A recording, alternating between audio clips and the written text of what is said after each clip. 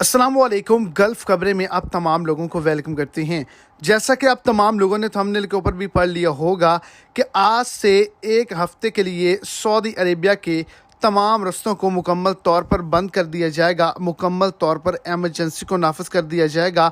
एक बहुत ही बड़ा ख़तरा और एक बहुत ही बड़ी पेश गोई की गई है, जिसके नतीजे में मक्का मुकरमा रीजन के अंदर इंतहाई शदीद अलर्ट को जारी किया गया है। तो वीडियो की तफसीलात को जानने के लिए वीडियो को एंड तक लाजमी तौर पर देखें ताकि आपको तमाम डिटेल की अच्छे से समझ आ जाए।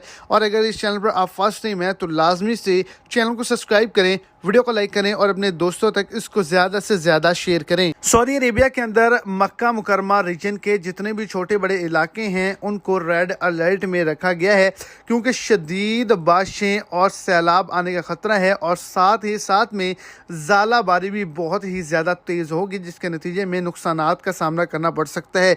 इसके अलावा असीर, ताइफ, अल-जौफ, अल-बाहा और नजरान रीजन के अंदर भी मुकम्मल तौर पर रेड अलर्ट को जारी किया गया है।